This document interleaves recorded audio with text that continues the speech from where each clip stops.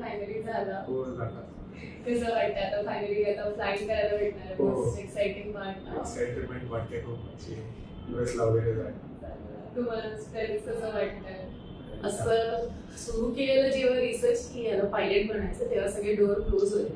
पण वायुदूतने जे आम्हाला स्टेप बाय स्टेप ज्या गोष्टी सांगितल्या त्या खूप क्लिस्टर क्लिअर एकदम होत्या आणि आम्ही समजलं आम्हाला कसं जायचंय. खूप इझिली असं समजलं आणि आमचं ड्रीम कम ट्रू.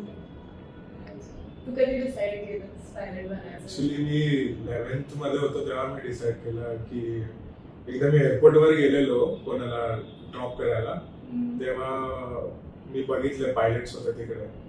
तर तेव्हा मी असं वाटलं की अरे मी करू शकतो म्हणून. बोललो मम्मी पॅरेंट्सला. तुमची काय रिॲक्शन होती जेव्हा त्यांनी असं त्यांनी सांगितलं की आम्हाला की व्हायचं आहे, मला करायचं आहे. आम्ही नॉर्मल घेतलं आणि म्हटलं ठीक आहे तुझी इच्छा आहे ना करायची. अच्छा. फॅमिलीमध्ये कोणी आहे का फील्डमध्ये? नाही आमचा first pilot. First pilot. Congratulations, something new. A lot of parents त्यांना असं असतं की इस्टॅब्लिश बिझनेस असेल किंवा सगळे इंजिनियर्स किंवा डॉक्टर्स असेल फॅमिलीमध्ये तर त्यांना असं असतं की आमचा मुलगा पण त्या फील्डमध्ये गेला पाहिजे.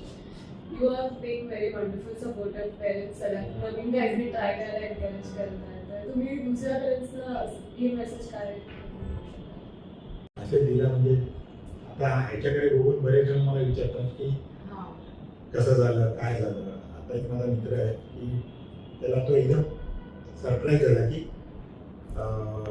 एका आणि इंडस्ट्री आणि याच्याबद्दल सांगायचं म्हटलं तर मग त्याला एक्सप्लेन केलं असं असं महिन्यापर्यंत बोलतोय मला पण माझ्या मुलाला हे करायचं. ऍक्च्युली इन्स्पायर झाले त्याला बघून पण खूप इन्स्पायर झाले. आम्ही स्वतः पण खूप इन्स्पायर झालो आणि तो पण आमच्याशी इन्स्पायर झाला की आमच्यासाठी एकदम नॉर्मल लाईफ आहे आमचं. म्हणजे आम्ही नॉर्मल मिडल क्लास फॅमिलीच्या आहोत तरी पण आता आमचे ड्रीम्स एवढे मोठे झालेत की त्याच्यामुळे आणखीन आम्ही मोठे होणार आहोत. So like message to parents की will born average but will not die average.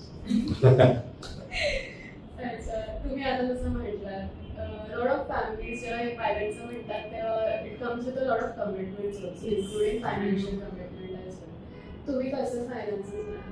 आम्ही थोडं आमचं सेव्हिंग्स आहे त्याच्यातून करतोय. थोडं लोन ट्राय केलेलं आम्ही पण आता आम्हाला असं वाटतं की आम्ही मॅनेज करू शकतो.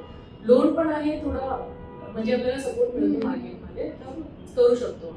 इम्पॉसिबल नाही. पॉसिबल मॅनेज हळूहळू टाइम पण तेवढा मिळतोय. मुलं शिकतात त्याचं स्वप्न बघून आम्ही पण ते त्याच्या मागे लागलो आणि होतंय सगळं. सो ते चांगली गोष्ट गॉड ब्लेसिंग आहे त्याच्यावर आमच्यावर सगळं. आणि आम्हाला सरांनी चांगलं गाईड केलं त्याबद्दल पण आम्हाला माहितीच नव्हतं असं होईल. कोणी सांगितलं दिल्लीला जा. हो आम्ही खूप दिल्ली वगैरे सगळं आनंदी केलेली. जेव्हा याने शोधून काढलं वायदू तेव्हा आम्ही येऊन सरांना भेटलो. सरांनी चांगला गायडन्स दिला आम्हाला. तुम्ही मुंबईत? हो. तुझं overall visa interview process documentation वगैरे कसं? ऍक्च्युली सगळं स्मूथ होतं.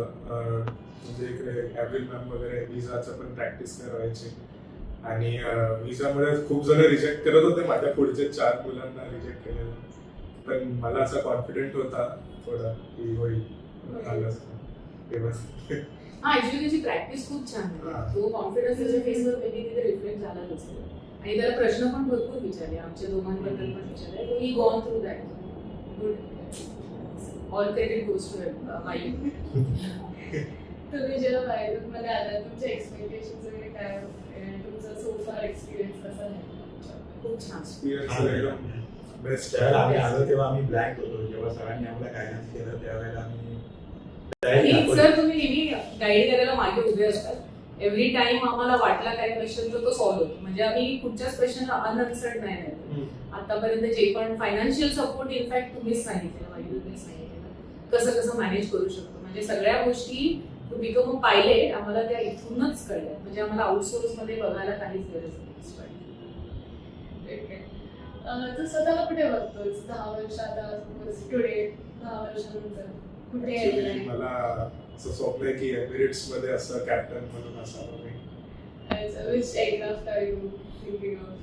A380. A380. Okay, ठीक आहे. तुझ्या पेरेंट्सना तू हे सगळं जेव्हा जॉईन करायचं म्हटलंस तेव्हा तुला इन्स्पिरेशन की आली तेव्हा त्यांच्याही तुला काय मदत केली असेल? हा, त्यांनी पण थोडं मला म्हणजे सांगितलं की आम्ही आहे करून तू कर अभ्यास बरोबर, बाकी फायनान्शियल याचं काही टेन्शन वगैरे घेऊ नकोस.